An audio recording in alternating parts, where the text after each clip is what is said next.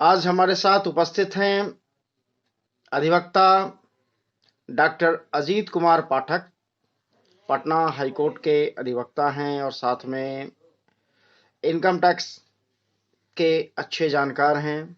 इनके प्रयासों से कई कार्य हुए हैं जो कि भारत सरकार में इसके लिए इन्हें सम्मान भी दिया गया और सम्मानित व्यक्ति हैं।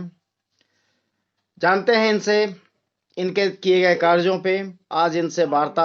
सबसे पहले तो आपको दीपावली की हार्दिक बधाई। हमारे दर्शकों को भी और आपको भी धन्यवाद। दीपावली की सभी श्रोताओं और रश्मि रथी परिवार को, दिव्य रश्मि परिवार को बहुत बहुत बधाई। सफल सुमंगल जीवन की बहुत बहुत बधाई। सर, आपके प्रयासों से राजनीतिक दलों को मिलने वाले चंदे में कटौती हुई, क्या कहेंगे इस पे?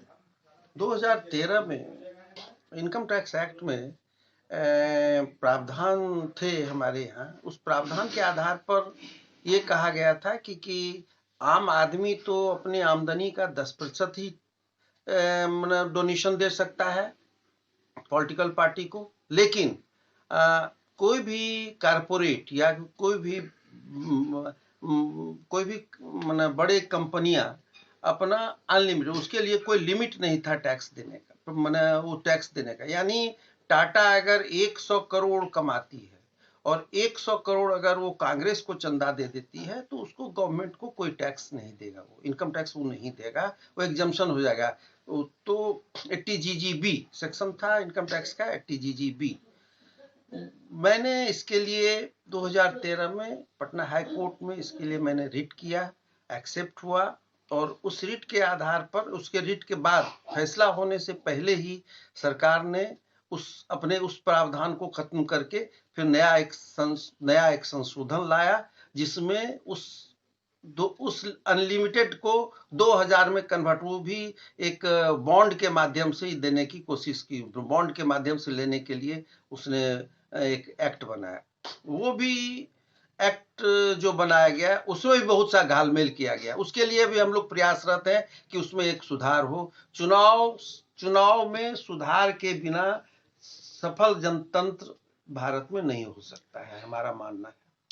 इस बार के चुनाव में जहां वोटिंग 30% और 32% हो रही है, तो क्या लगता है आपको कि लोकतंत्र बचा हुआ है? बिल्कुल बिल्कुल भाई, ये दिखाता है कि यहाँ जनतंत्र सफल हो ही नहीं सकता। अब लोग 30% लोग आते हैं और 30 में जो 15.5% लोग, मतलब आप जो प्रतिनिधि हैं 15% या 16% के प्रतिनिधि हैं, वो आप प्रतिनिधि हैं, लेकिन वो सही प्रतिनिधि थोड़े हैं। यहाँ वोट में अनिवार्यता जब तक नहीं होगी, लोगों को कहे कि भाई, और ये वोट का सिस्टम ही गलत है। अब जब इतना साइंटिफिक सब चीज हो गया है, ऑनलाइन वोटिंग की सुविधा होनी चाहिए, हर आदमी को लिंक से आधार कार्ड से जोड़ देना चाहिए, और सुधार, और कहा जाए कि जब तक कि आप सरकारी योजनाओं का लाभ तब तक नहीं लेंगे जब तक आप पूरे तौर वोट नहीं देंगे आप, और वोट को अनिवार्य जब तक नहीं किया जाएगा तब तक इसमें इसी तरह हालत होगी। ये राजनीतिक दल के लोग क्या लोकतंत्र के अपेक्षित कार्य करते हैं? जब लोकतंत्र सही मायने में भारत में है ही नहीं, तो फिर लोग अब तो क्या उम्मीद करते हैं कि लोकतंत्र सही ढंग से उसका कार्यान्वयन होगा क्या? नेताओं के पैसे सुरसा के मुंह की तरह बढ़ते चले जाते हैं। क्या इस पे रोक के लिए कोई कानून नहीं है?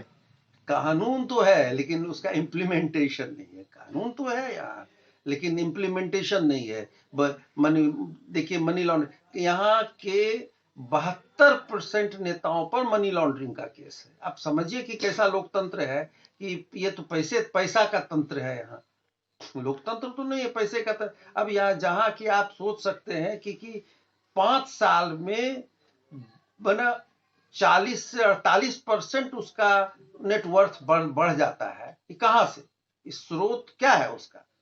आप तो आए थे सेवा करने के लिए और मेवा के फेरे में लग गया। तो ये नेताओं की सुविधाएं और सैलरी, जो वेतन है और जितनी सुविधाएं हैं, क्या वो समाप्त नहीं होनी चाहिए? मिलनी, अरे भाई आप तो सेवा करने आए थे, आपको तो मिलना ही नहीं चाहिए एक्चुअली सही ढंग से वेतन और भत्ता। अब तो यहाँ मैं तो कहता हूँ उन लोग तो सेवा के लिए आए थे, उन लोगों ने तो कभी ये नहीं कभी आपने सुना है कि मतलब किसी एमएलए ने इसको कहा हो कि नहीं भाई, नहीं हम नहीं, वेतन इतना हम नहीं लेंगे। आप समझिए ना कि एक दिन भी अगर आप एमएलए हो गए तो 89,574 रुपया आपको आजीवन पेंशन मिलेगा। ये अन्याय नहीं तो क्या है? और जो बात होनी चाहिए, जो हमको जो टैक्स पेयर्स, जिसके पैसे से वेतन उन लोगों को दिया जाता है, टैक्स पेयर्स को कोई सामाजिक सुरक्षा नहीं है, लेकिन एक एमएलए को जो एक बार हो गया उसको जिंदगी भर के लिए सामाजिक सुरक्षा मिलेगी, सरकारी प्रोत्साहन मिलेगा। और जो टैक्स पेयर्स है, जो जिंदगी भर पेट काट के अपना टैक्स गवर्नमेंट को ईमानदारी से देता है, उसकी कोई बात नहीं होता है, उसको कुछ नहीं मिलता है। वो सिर्फ उसको मिलता है कि भाई तुम खाली टैक्स दो। सर, आज आज़ादी को 73 साल हो गए कहने के लिए, लेकिन आज भी कानून अंग्रेजों का, भाषा अंग्रेजों की, पहनावा अंग्रेजों का, शिक्षा व्यवस्था अंग्रेजों की, तो क्या ये स्वतंत्रता की निशानी है? हम लोग तो मैंने कहीं एक किताब पढ़ी थी कि हम लोग 99 साल के लीज पर स्वतंत्रता है हमारी, और वो 99 साल जिस दिन पूरेगा उस दिन, आज भी आप देखिएगा कि इंटरनेशनल जितने हवाई जहाज हैं उसके नीचे में VT लिखा रहता है। इसका मतलब ये होता है कि वो विक्टोरिया टेरिटरी का वो जहाज है। आज भी उससे हम लोग नीचे नहीं आ पाए हैं, माने आज भी हम लोग विक्टोरिया टेरिटरी में है। इससे और ज्यादा क्या प्रमाण हो सकता है? क्या भारत को एक और स्वतंत्रता के लिए क्रांति की आवश्यकता नहीं है? देखिए स्वतंत्रता की जरूरत, अभी तो हम लोग भाषाई गुलामी हमारी है, हम लोग न्यायिक क्षेत्र में गुलाम हैं, हम लोग अभी भी एविडेंस एक्ट जो पढ़ते हैं या जो भी सब अंग्रेजों का बनाया हुआ 1836, 1642, ये सब क्या है? अरे भाई यहाँ के विधि आयोग जब बनाया गया था तो इसी के उद्देश्य से बनाया गया था विधि आयोग का कि हर कानून है। अरे भाई यहाँ के विधि आयोग जब बनाया गया था तो इसी के उद्देश्य से बनाया गया था विधि आयोग का कि हर कानून का अलग अलग ढंग से अनुपालन होगा, कैसे होगा, विधि आयोग का काम था। लेकिन यहाँ का विधि आयोग कुछ करता ही नहीं है।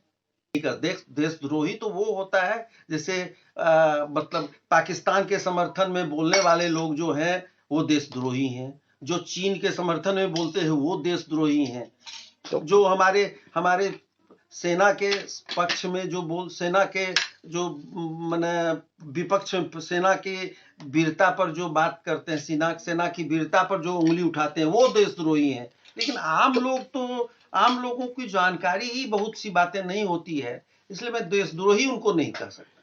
भारत के संविधान में लिखा हुआ है कि माना जाता है भारत के सभी नागरिक को इसका ज्ञान है। क्या ऐसा आज तक हो पाया है? नहीं, बिल्कुल नहीं। हम लोगों को पढ़ाई नहीं, हम लोगों को संविधान और अपना, हम लोगों को अधिकार तो बताया गया है लेकिन कर्तव्य नहीं बताया गया। जब अधिकार और कर्तव्य दोनों साथ मिलकर रहते हैं तभी वो सही नागरिक होता है, जिसको अधिकार का भी ज्ञान हो और कर्तव्य का भी ज्ञान।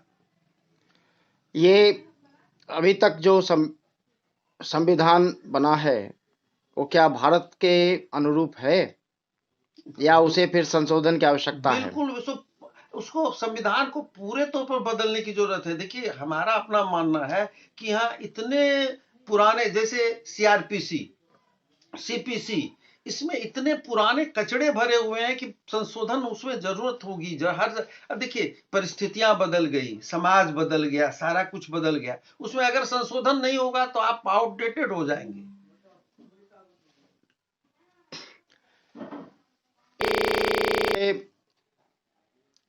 अंदर आ रही है, आपसे जानने की इच्छा है, भारत का जो भारत की भाषा जो बनाई गई है वो हिंदी बनाई गई है, मातृभाषा राष्ट्रभाषा हिंदी है, परंतु आज भी न्यायालयों में हम लोग उसका इस्तेमाल नहीं करते हैं।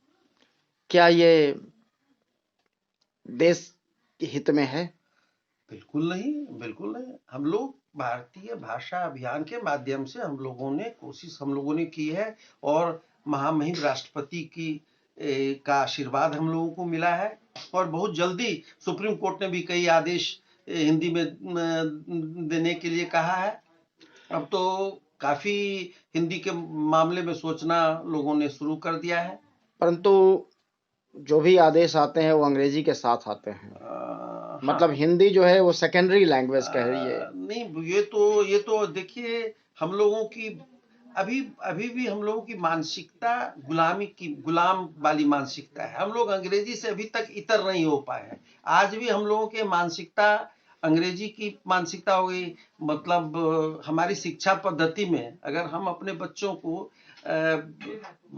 अगर अंग्रेजी की कोई कविता वो पढ़ता है तो हम लोग समझते हैं कि वो जानकार हो गया है। हम लोग अपनी सभ्यता और संस्कृति से दूर होते जा रहे हैं। तो क्या इसके लिए भारत के नेता जिम्मेदार नहीं है? नेता भी जिम्मेदार है, और यहाँ की शिक्षा पद्धति भी जिम्मेदार है। नहीं तो नेताओं ने इस तरह की व्यवस्था कर दी कि शिक्षा पद्धति आज तक नहीं बदली है। नहीं, अब तो नई शिक्षा पद्धति आ गई है, नई शिक्षा प्रणाली, नई शिक्षा पद्धति हमारी नई सरकार ने घोषित कर दी है, जो 1922 से शुरू हो जाएगा यहाँ, 2022 से। बिहार में अभी नीतीश जी की जीत हुई है, इस पे क्या कहना चाहेंगे? बधाई, नई सरकार को बधाई, और नई सरकार अच्छा काम करे, जनता के अनुरूप काम करे। हम लोगों की तो यही शुभकामना है सरकार के साथ। पिछले जो 15 सालों के इनके कार्यकलाप हैं, इसमें विकास सिर्फ वही है जहां कमाई ज्यादा है नेताओं की। क्या ऐसा नहीं लगता?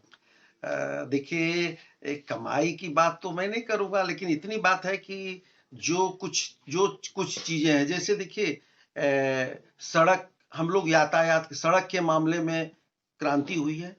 कुछ देखिए, शिक्षा का जहां तक क्षेत्र है उस मामले में हम लोग पिछड़े रह गए हैं। लेकिन कम्युनिकेशन माने हम लोगों के यहाँ सड़क, पुलिया, इसमें परिवर्तन इसमें हुआ है, कुछ काम हुआ है। अब नकारा सरकार इसको हम नहीं कर सकते। हाँ, लेकिन जितनी जनता की अपेक्षा है उस अपेक्षा के आधार पर वो काम नहीं कर सका। अगर सड़कें न हो तो व्यक्ति जीवित रह सकता है, लेकिन शिक्षा और अस्पताल नहीं रहने पे व्यक्ति जीवित नहीं रह सकता है। क्या इस सरकार ने कोई वैसा कार्य किया कि नए शिक्षण संस्थान और नए अस्पताल खोले गए हों? इनकी एक भी उपलब्धि तो दिखाई नहीं देती है। दो तीन बातों में ये सरकार फेल हुई है।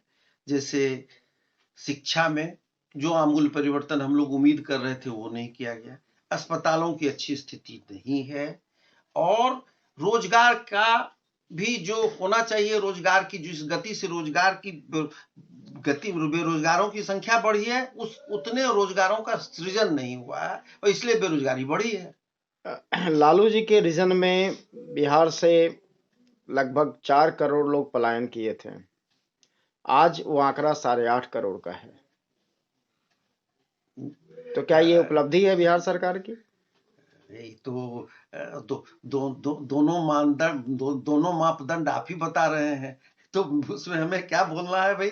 जब 4 करोड़ से ज्यादा इनकी सरकार में अप्रवासी हो गए, और अप्रवासी लोग बोलते हैं, अखबारों में अप्रवासी बोला जाता है, लेकिन अप्रवासी वो है नहीं। एक्चुअली वो काम के लिए बंबई चले गए, कलकत्ता चले गए, दिल्ली चले गए, तो अप्रवासी वो नहीं है। लेकिन ये तो सरकार का मतलब सरकार तो फेल कर गई इस मामले पर, रोजगार देने के मामले में तो ये सरकार फेल कर गई है।